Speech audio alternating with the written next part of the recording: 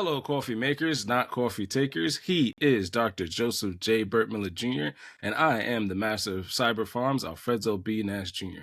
We are your hosts of the Cyber Coffee Hour.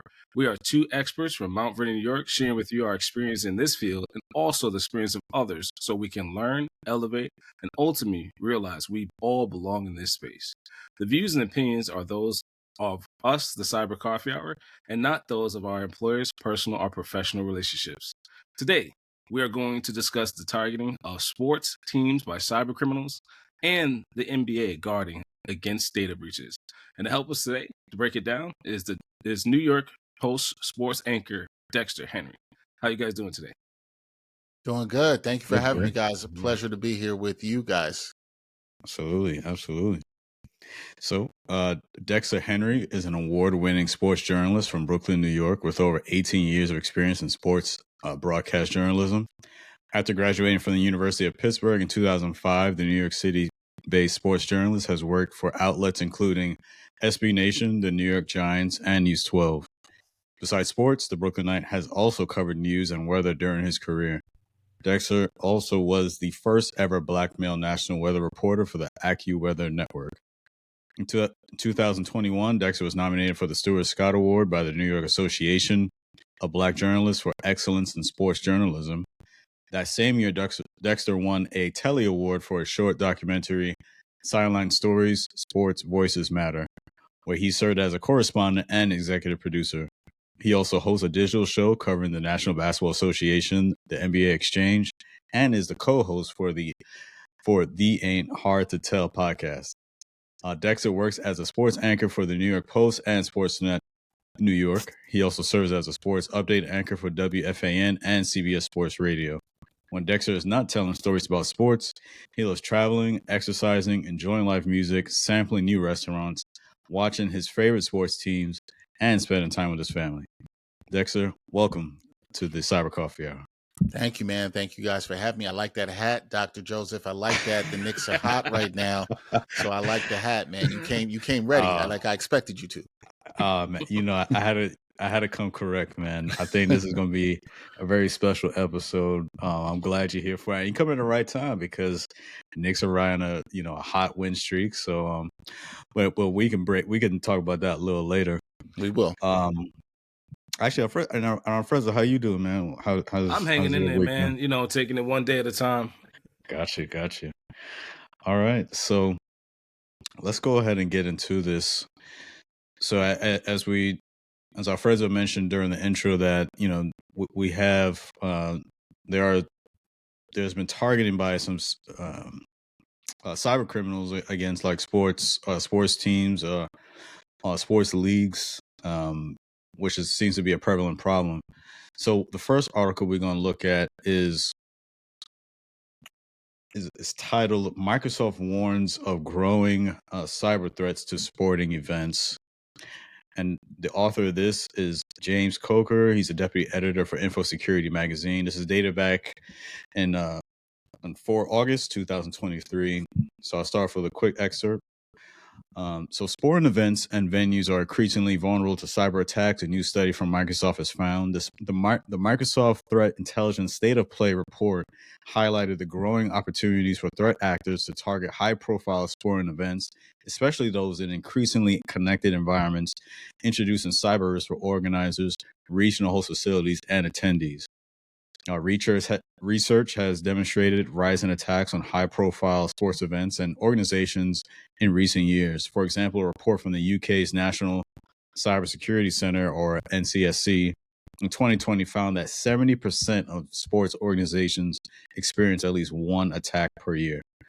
So I'll do a quick stop here and let that digest, and just want to hear your thoughts on that. Alfredo, I'll start with you first. Like, what are some of the things that come to your mind when you hear this? What comes to mind is the facilities that, like you said, that part that stuck out was how connected these facilities are. The player tablets, the cameras, the data that's generated at every game, and also then how regionally connected they are. Stadium to stadium, stadium to back office or cloud, I would have never thought that this was a potential target until now. I mean, I've kind of considered it, but disruption to the game it comes to mind too. Like, can they disrupt a live game or live recording comes to mind right now, or even can they steal player stats and player data? That's what kind of comes to mind when I hear this article and the distribution of that information across regional stadiums. Absolutely. Dexter? When I hear this, it makes me think about, it's sports. Data is everything. Data is king right now. So many teams rely on information to make decisions, whether it's about scouting for draft picks, whether it's about studying player and tracking player movement in game and arenas, right? There's so much cameras around the arenas and capture data and biometrics and all that stuff. And teams rely on that so much in terms of making decisions about how their organization is going to run, just like any other organization. Sports is not any different from this. And then also, a lot of we have to think that sports is a business, and so many of these teams and organizations, it's not just data on players, it's data on fans. Habits in the arena. What are they purchasing? These are things that are very much studied, and sometimes now with so many things, as you guys know, being the experts that you are online, you have people giving information, signing up for things, email addresses, things of that nature. Yeah, so there's a lot that teams and leagues have to protect. And as teams are getting more information, guys, there's more of a need for teams to protect that as well too. But on the other side, you're going to get hackers and people that are going to look to try to manipulate this information and try to profit off this information. So there's so much information in sports right now today in 2024. This, in a way, isn't shocking. I think, I'm sure we'll talk more about this. It's just what are teams going to do to protect themselves, because that information is so valuable, and it is so key in sports. Stats and data mean everything. So the key question is, how good are teams going to protect? How good are the leagues going to protect? Because leagues don't want this at all. This affects their business. Alfredo, you talked about it affecting broadcast information, and there are things tied into broadcasting that go through different lines and IP addresses within the stadium and all that stuff that has to be protected. So yeah, this data is key, and you got to protect it. And sports is just like any other sector of business. It's important to protect that information. Let's take the player data. Let's take the player data first for a second. When you say the player data, right, you're talking about the in-game data, right? Scoring, stats, things like that. But what about their fitness data, gym? I mean, medical, is that also included as well in that same? I'm including that too, because this data sometimes is not just about what happens in the game; it's about what goes on at the training facilities.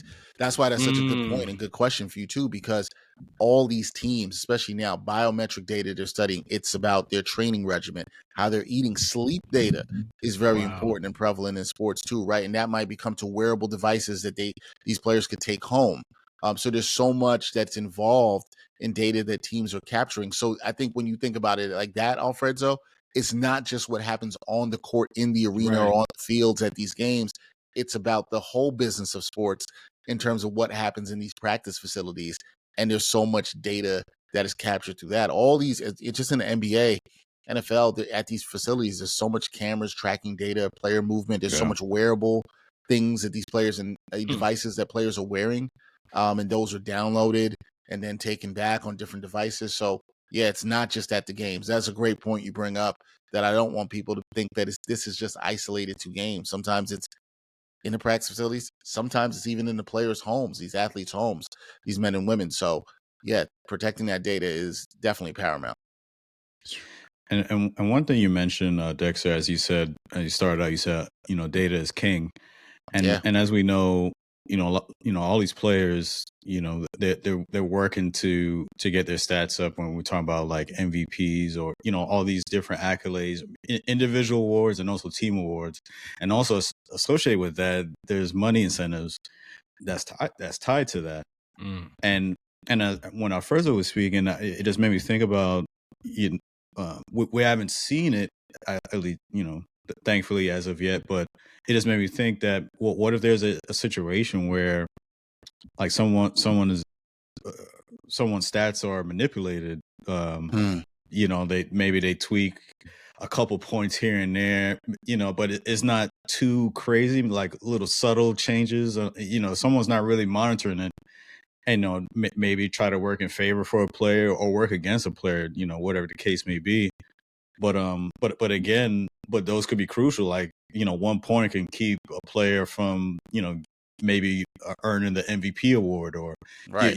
different or Rookie of the Year award. Right. Exactly. Right. Yeah. That definitely leads to sponsorships,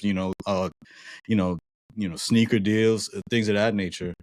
And I even talking about like for the NFL, as you mentioned, Dexter, the communication that's really needed for players, especially if you're talking about like quarterback. They gotta listen to the coach. They have the radio inside their helmet.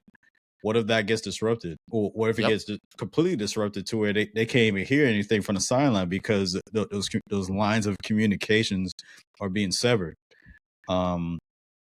It's I never thought about it so much. Like when you're watching a game, you're not even thinking about all that stuff. You just enjoy the game. But but yeah, there's so much interconnectivity that goes on, especially now.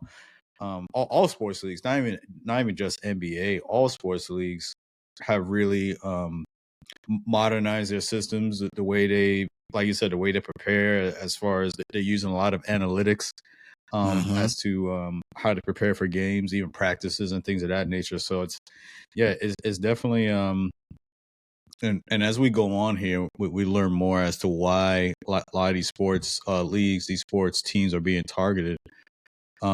So continuing on with the article here. So Microsoft supported the cybersecurity of critical infrastructure at the 2022 FIFA World Cup in Qatar.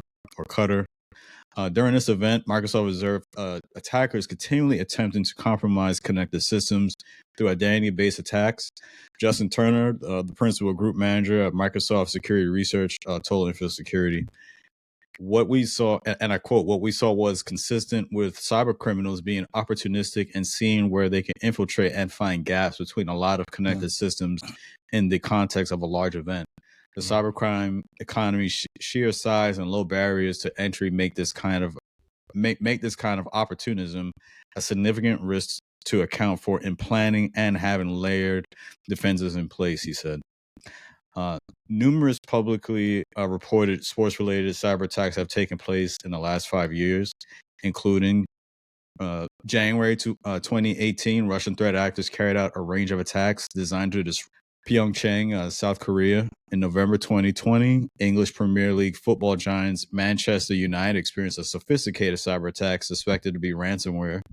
April 2021, U.S. National Basketball Association, or NBA, the Houston Rockets were targeted by ransomware attackers claimed to have stolen 500 gigabytes of Rockets data, including contracts, non-disclosure agreements, and financial data. Internal cyber defenses were effective in limiting the spread of ransomware on the club systems. February 2022, U.S. National Football League, or NFL, the San Francisco 49ers confirmed it was hit by a ransomware attack 1 day before the Sunday Super Bowl. March 2022, personal data belonging to American Major League Baseball, or MLB, players and their family members were reportedly stolen during a cyber attack on a third-party vendor. Sporting events face unique cybersecurity challenges due to the vast digital surface that needs to be protected with a high level of cyber-physical conversions. This means there are a range of connected devices and interconnected networks that can be exploited alongside known and unknown vulnerabilities across different venues and arenas. And I'll stop right there. Let that sink in a bit. Yeah, that's deep. Yeah. So go ahead. Sorry, Dexter. Go ahead. No, I was when you were saying all that, I hope that some people might take is that look how much has happened in the last 3 to 4 years, right? Like we've just seen so much happen with that, even back more to go to 5 years, right? That's how much has happened and how vulnerable in different situations that could be. The other thing I think that you read there, Dr. Joseph, was the opportunistic nature of the cyber criminals here, right? You saw the 49ers who were playing in the Super Bowl again this year, and they were targeted. It's funny, they're playing the same opponent at the last Super Bowl. Yeah, that's right. And they were targeted the day before the Super Bowl. So whenever you have these big events, we have the Super Bowl coming up next Sunday. You talked about the World Cup recently.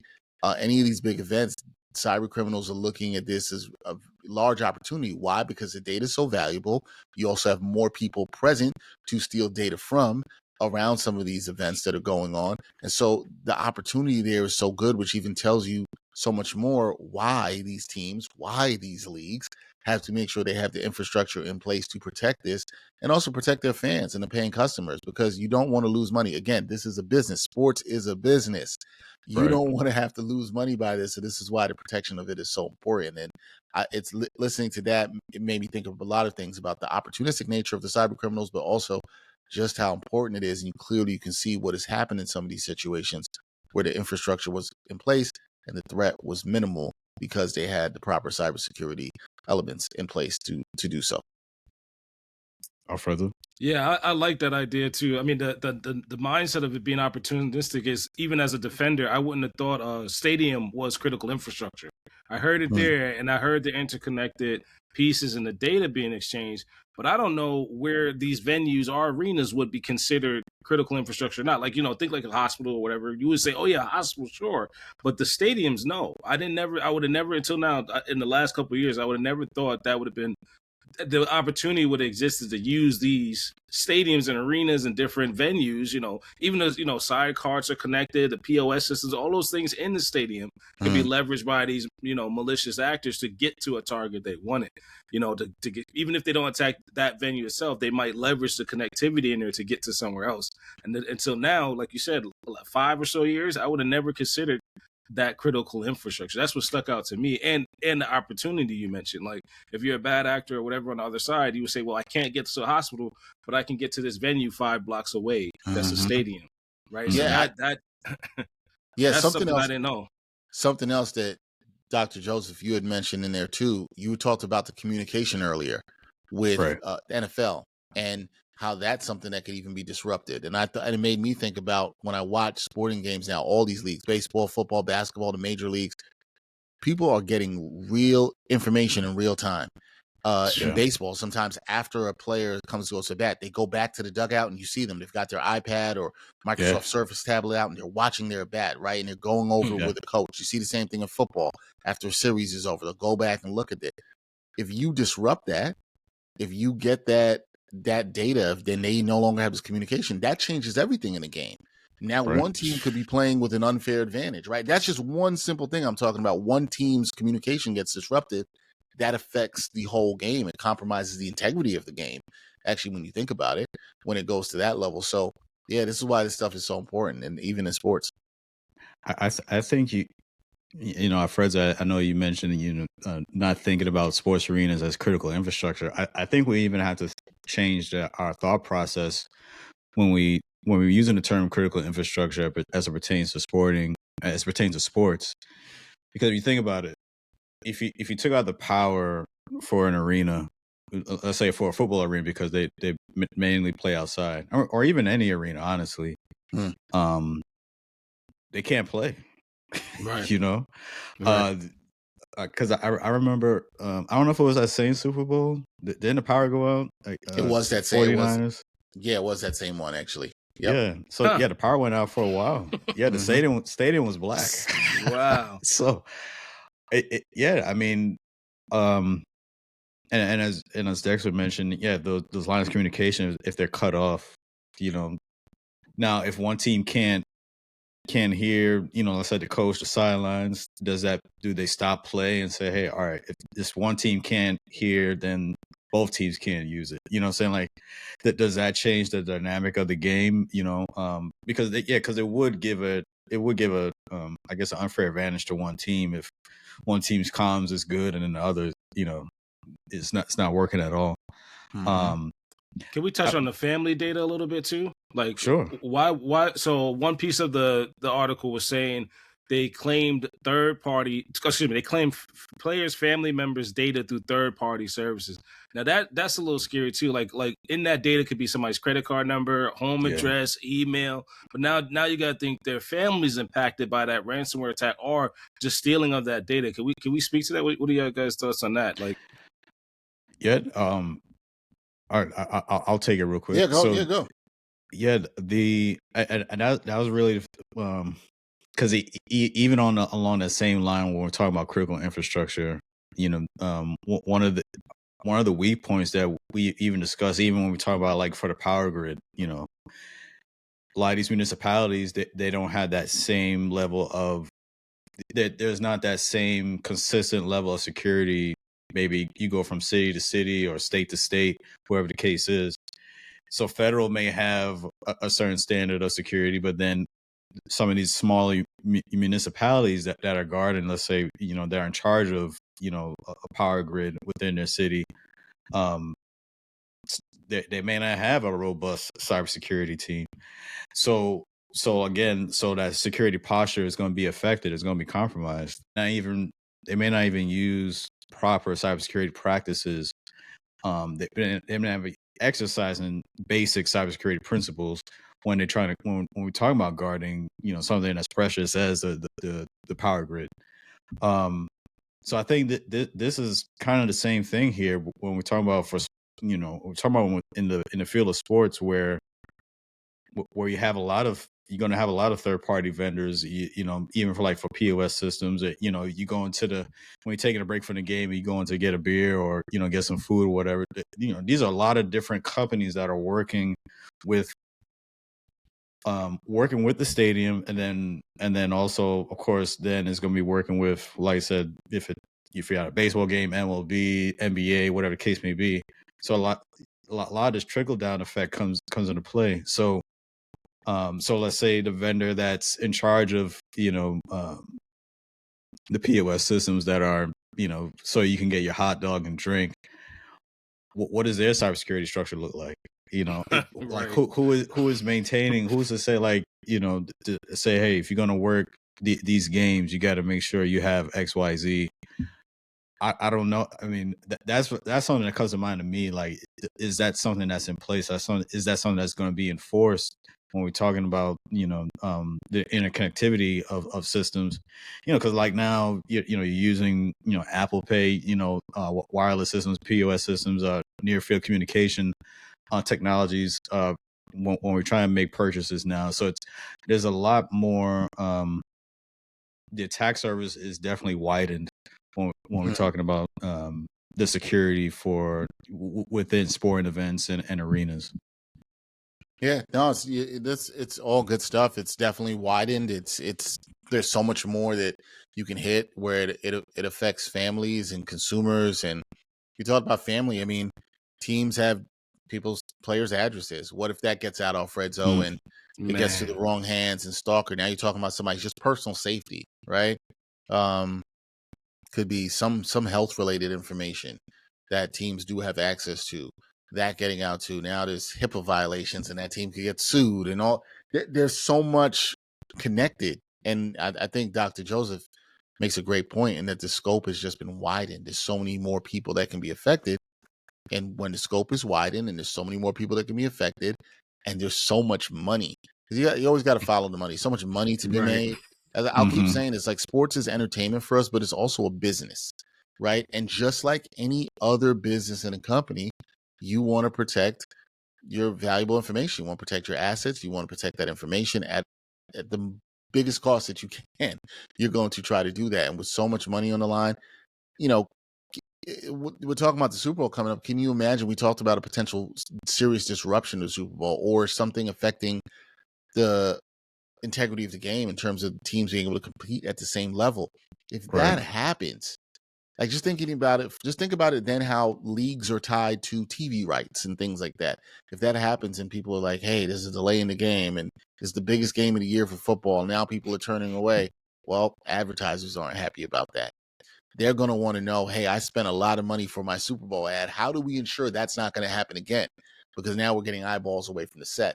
That's not what they want. So there's so much tied in and so much to protect. And it really comes down to the money. You can lose money over this. You can lose fans over this, which is tied to money. So definitely. It all matters, man. Absolutely. It makes me wonder what type of cybersecurity professionals they employ, right? So we're talking about it now, but it also makes me wonder, like, if Microsoft is bringing it up and the different Olympics, NFL, MLB situations are written in articles. Which professionals working for these organizations are aware of the threat space as well, like we just discussed.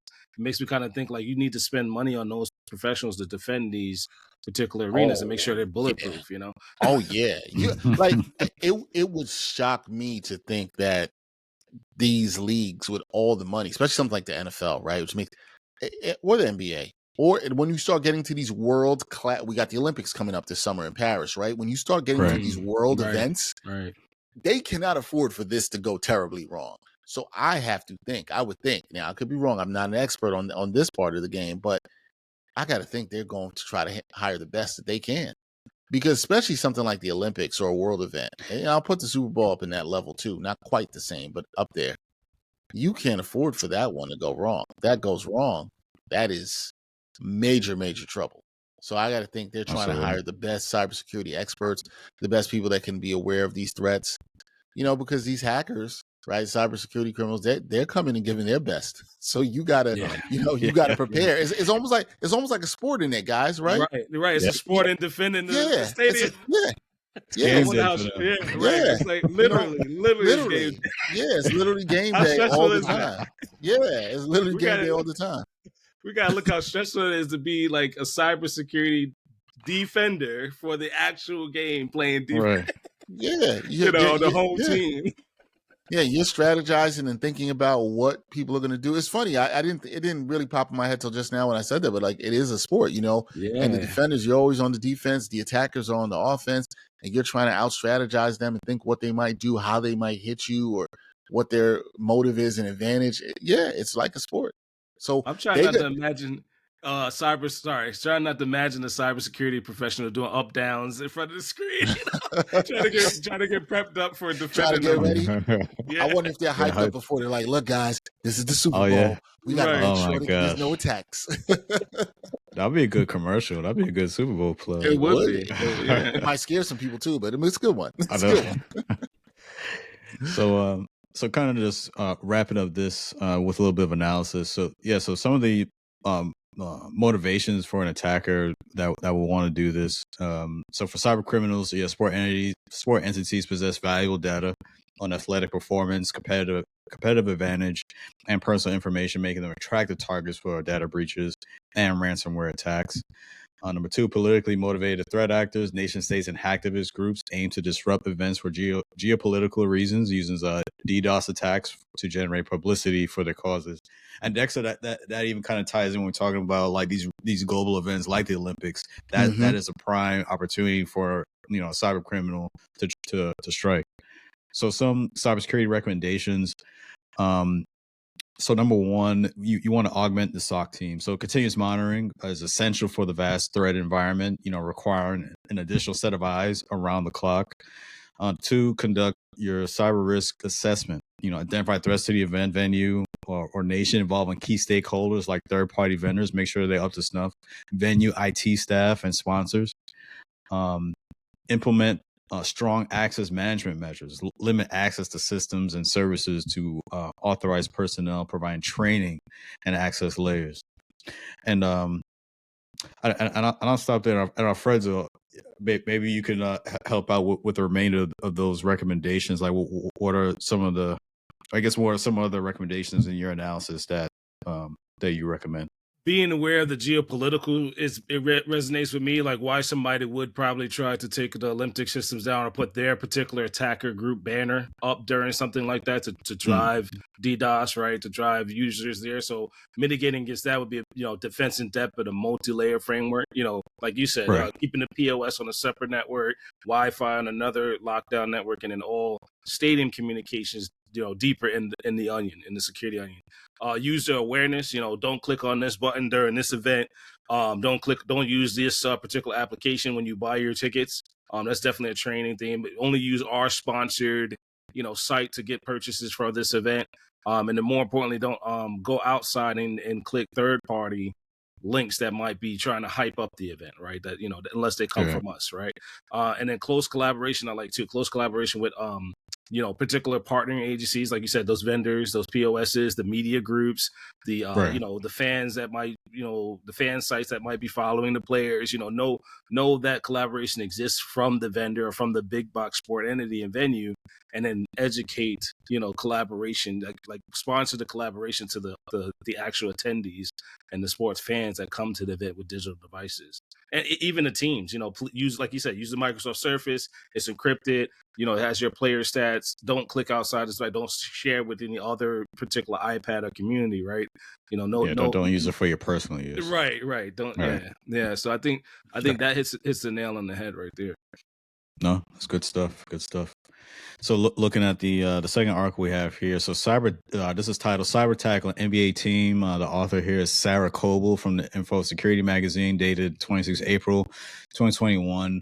So this is regarding to the attack that happened with the Houston Rockets, NBA team Houston Rockets.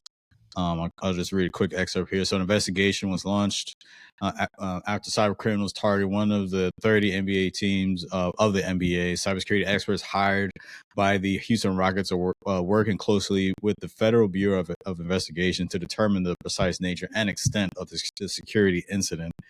Reuters reports that an unknown attacker tried to install ransomware on the basketball franchise's internal computer systems, but was largely unsuccessful. So, and I'll stop right there. Quickly, Alfredo, like, I think they got the top athletes to come in at that point. Right. When you see absolutely. The cybersecurity experts and the FBI, we just called up the top athletes. Let's go. Like we had an event and we stopped everything and we got the pros to come in and help the situation. Right. So it said they hired another team. So that goes back to our internal IT stadium, right? They said, hold on, this looks pretty serious. And then they called up another team and the top athletes together. So the top players came in to bring the Houston systems back into a defensive stance. So I like that. I like hearing that. And I like hearing that it was like first we hit this other external cyber entity and then they hired the FBI. So it was like a draft. It was like a draft to get the Houston systems back online, But I guess Dexter, what was I guess what stuck out to you? Because like I said, the Houston Rockets employed the FBI to work on this. I mean, to me, that was like major to me. Yeah, I think it's a little bit of what Alfredo said too, right? Because they're taking this very seriously, and I think that's something you want to see from an organization or a sports organization. Right. To my knowledge, up to that point, there really hadn't been something like that had affected an NBA team that directly or think hit so close to home. So I think it's very interesting that that's only 3 years ago, or coming up on 3 years ago, that the Houston Rockets said, okay, we have to take this very seriously. I think as a fan, you want to see that if you're a sports fan. As a player, anybody working in that organization, right, in the front office, anybody working with the team in terms of training, you want to see that your organization is taking this very seriously. So for me to get the FBI involved, it screamed to me either that whether that came from the NBA top down to the Rockets, but that they took this threat very seriously. Luckily, not too much information seemed to be got out there that it was a major threat, but they took it seriously enough to say, let's get the Federal Bureau of Investigations involved in this. And it shows you that, look, that keeps saying it, data's king, information is key. Yeah. And it can really affect the lives of a lot of people. It can also affect a lot of the money, as I keep saying, with a company. But the fact they took this seriously, said, let's get the FBI or the top players, as Alfredo said, which he's right. Let's get the experts up in here. And they did that. And, were able to assess the situation and do what they needed to do. So, main reason, and I think that's great, the Houston Rockets, and really maybe even the NBA, to make that move and make that move quickly, because sports teams are attractive targets due to the valuable information that they possess. We already talked about a bit already, talking about ranging from the player data to contracts, operational details, how organizations run. All that is very key information, key data. So looking at the collaboration with law enforcement, so they did work with the FBI, which, like I said, that really was profound to me because it indicated the severity and the significance of this type of cyber attack. Now, learning that, yes, it was a ransomware attack that they tried to get tried to deploy against the Houston Rockets, but it was unsuccessful. But I'll stop right there. And Alfredo, like, so given the nature of that attack against the Houston Rockets, but given that they were unsuccessful, I think that's sigh of relief that that kind of gives you indication that they do have a good cybersecurity team in place. Yeah, it absolutely does, and it points to the fact that they were able to detect the ransomware, mitigate any particular encryption. Right, we know they come to encrypt the data, steal it, and ransom it, but then also they were able to bolster up themselves and give. I would think. I mean, we could look into it that they were defended enough to give artifacts to the law enforcement agency. So that's the part I didn't really get from the article. But if they were able to stay in place and push off these actors long enough to get law enforcement response, they had something in there that could keep their data contained, right, and not get encrypted. Maybe they were restoring systems, maybe they were pushing traffic somewhere else, but it's a good shout out to them, and it also highlights to why we know why Houston may be targeted, but how much research did the adversary do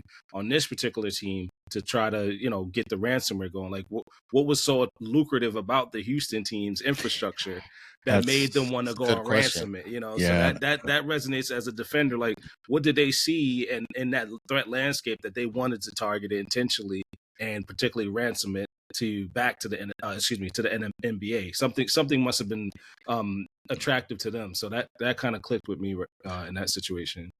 At that time, Alfredo, Houston had, I mean, still, one of the top players in the league in James Harden at that time. And I wonder how much of that was of interest to them, because if you can, it's like any other attack or something. If you can get information on one of the best players in the league, and try to hold that, because they tried to hold that for ransom, right?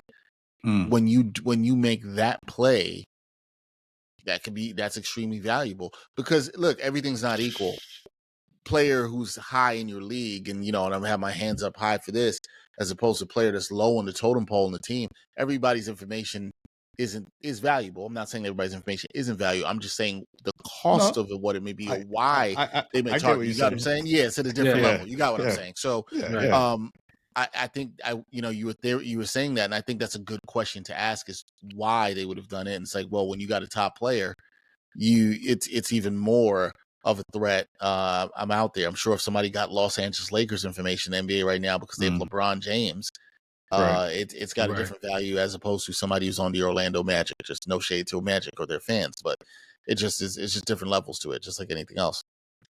And so I like and really enjoy having you on the show, because you provided that inside sports insight. So now from the cybersecurity insight, looking at this, so for me, what struck to me, as Alfredo, as you mentioned, I was thinking about what was the Houston Rockets security that week compared to out of all of the 30 NBA teams, was the Houston Rockets cybersecurity infrastructure or posture that weaker than the rest of the teams, and made them a prime target for them to want to attack Houston Rockets.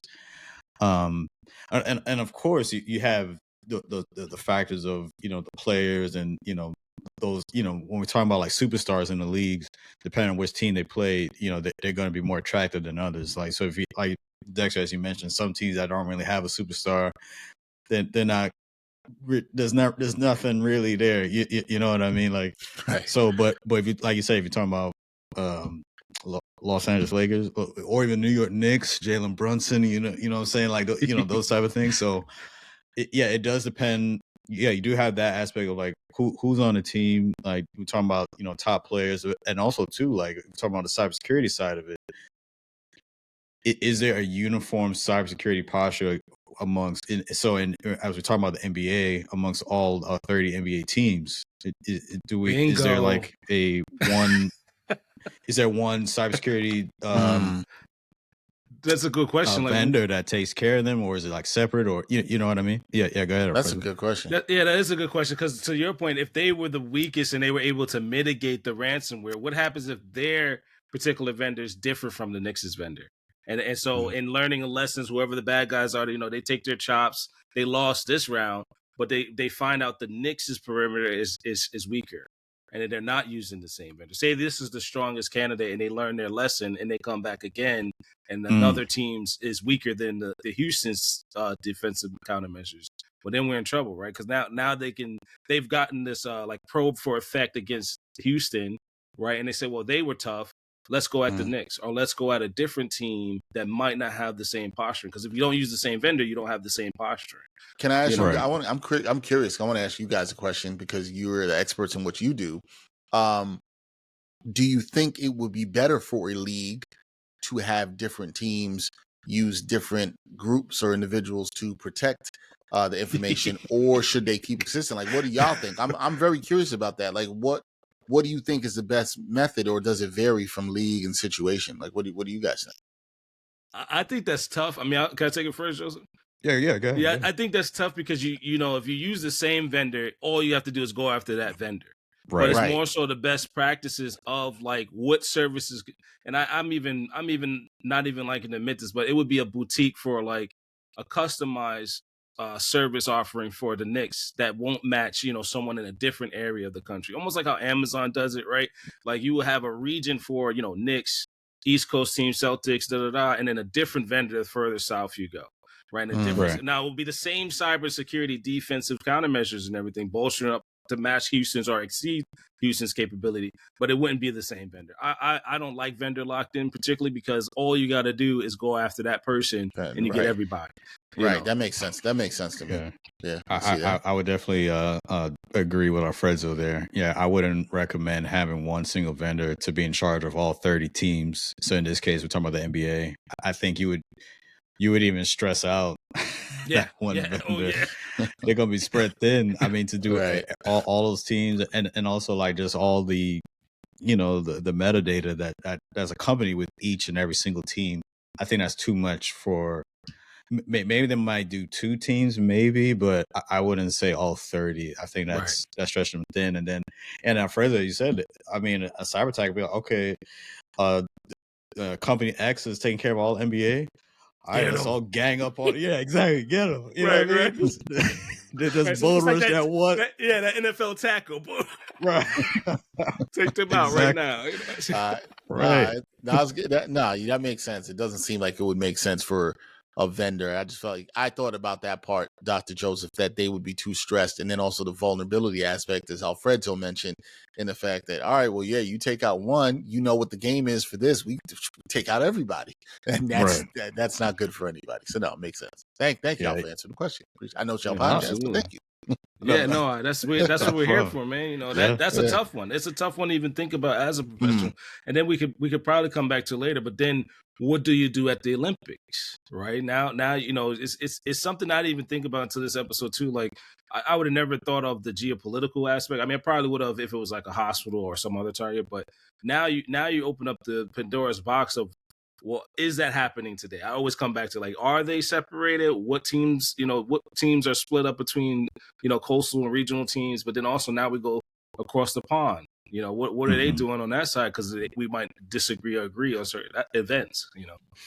And there's going to be a lot of different, you know, when we're talking about like, you know, international play, there's a lot of international rules that pertain to cybersecurity. So there's a lot of different things that come to play. And depending on where, and where is it hosted? Is it? I think it's Paris. Paris this year. Paris. Okay. Yeah. So yeah, we're talking about different cybersecurity rules according to where you're located. So yeah, so that definitely going to come into play.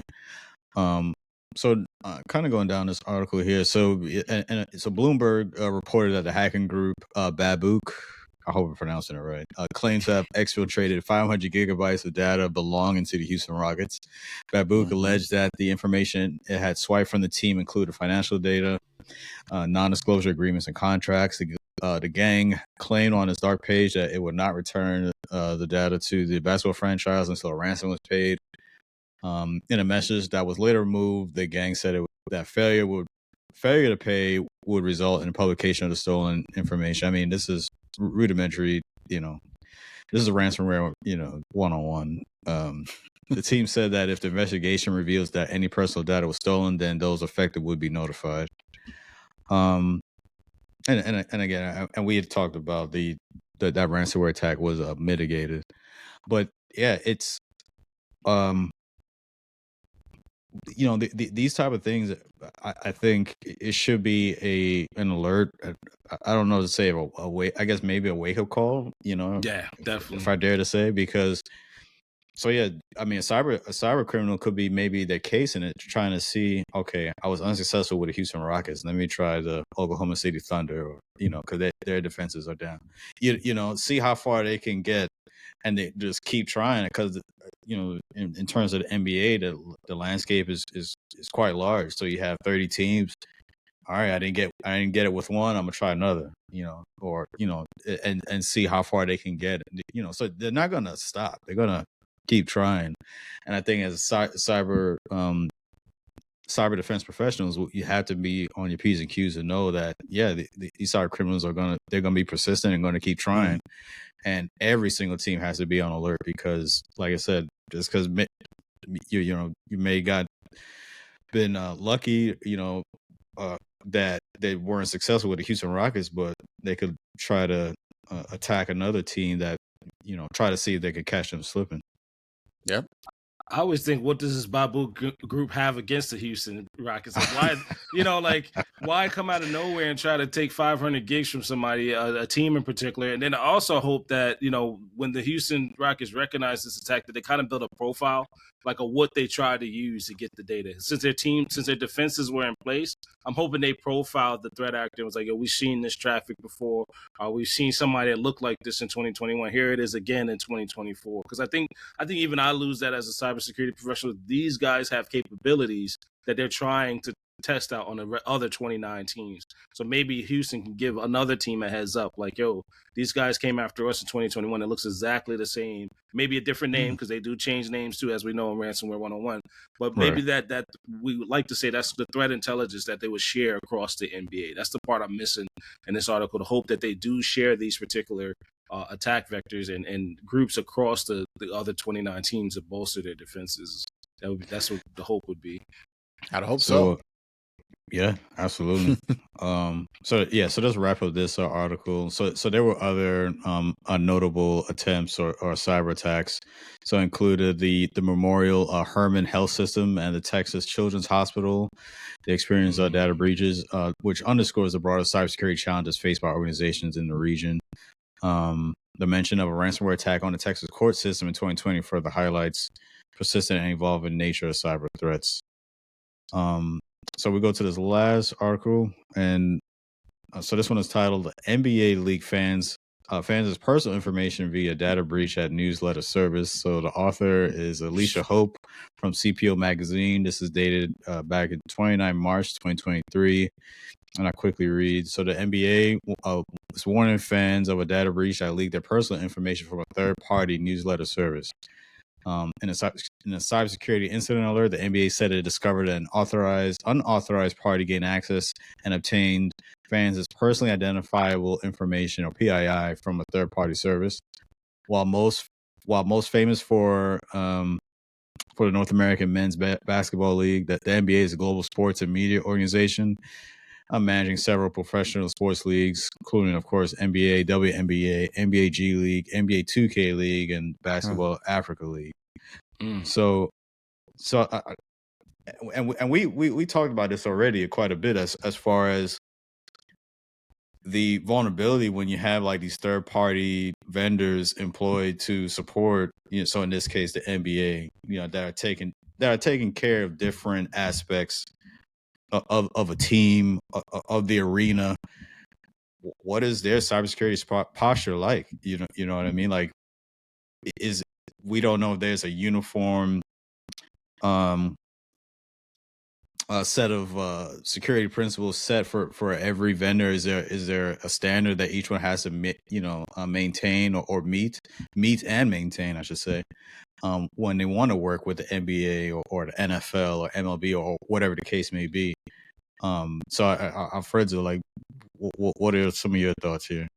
I just straight up think it sucks that it was a newsletter, right? That's something that's a crafty. Somebody's gonna get that newsletter to get all the information on those organizations that you mentioned, all the professional leagues, the player stats, even some of those integrations to a letter. Makes it really suck that somebody's personal information was breached to that company. So I hate to be rough on them. They wouldn't be a letter no more. I mean, I hate to say that they would have to Uh-huh. bolster their defenses before they can come back and do the newslettership again, because now someone knows you've been breached and they know you have access to all of this PII. Well, you got to step your game up before you can remain a letter. Unfortunately, I hate to be rough on them, but for me, it would be like you can't be a newsletter anymore until you bolster those defenses, because now first of all, the third party data blew my mind, right? The personal data is out there, but now people know you had a breach. Now people know they can get that data from you specifically. Well, we got to scratch that until you bolster your cyber defenses. So it would be a change of the service or shutting down of the service until they step their game up. Unfortunately. Yeah, I'd hope that's the action they would take. I think one of my takeaways from that, Alfredo, is that when you have newsletters, that is a great way as an organization to get information. You get people's email, you might get access to other things that they may sign up through that. So it's almost interesting that while that's a great way to get information, the cyber criminals in this situation thought about that and said, right, this could be a weak spot, and Mm-hmm. because we know there's information there, we at least might be able to hit them and get a bunch of stuff there. So it's interesting that they kind of thought the way of how the company was thinking about a great way probably to get information in a positive way, and they tried to use that for a negative. So it's really interesting, and it makes you think about what you have to protect as well too. Even something as may seem as insignificant as a newsletter. And I think you're right. The customers, the fans in this situation who are signing up for newsletter, I don't think they'd want that newsletter anymore, knowing that the information's been compromised. Yeah, exactly. And you're right. It's going to take some time to build that trust again with information, because that's something you can lose besides just money in a business situation, is just the trust. So that's also something interesting, I think, for teams to consider. Yeah. So and I'll just sum this up real quick. But so sports organizations, they're frequent targets for cyber criminals. The UK survey revealed that 70% of respondents in the industry have experienced cyber incidents. Geopolitical motivations also come into play, demonstrated by the Russian military intelligence agency GRU hacking the Swedish Sports Confederation in 2017-2018.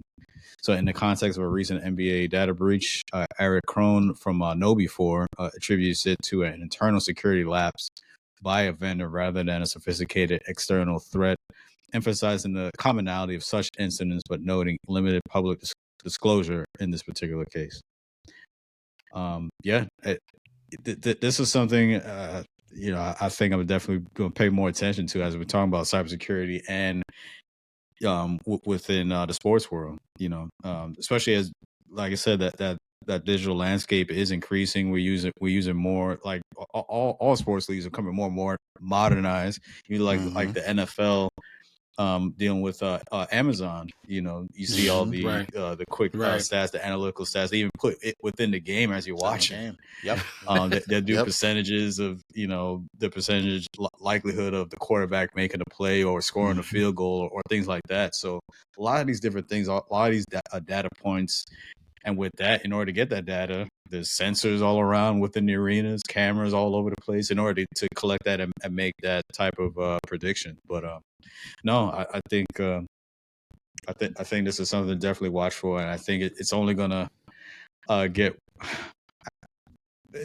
I guess, worse. The battle's going to increase. It's sign up for that pain now before we sign up for it later. It's gonna get more competitive, right? Like the battle's going to increase, So it's definitely something to watch for sure.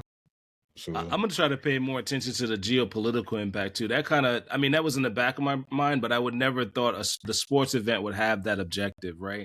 So I'm definitely going to also pay attention to the geopolitical aspect and the trust, right? You hit the nail on the head, Dexter. The trust in the NBA or at NBA.com opposed to something that looks fake from the NBA, right? We have to understand that this is coming from their particular brand and know that there could be somebody attacking the brand geopolitically, right? Like I would never thought that somebody would have put the two together, like you said, and attack the services that they use to get their agenda out there. So I'm definitely going to pay attention to that too.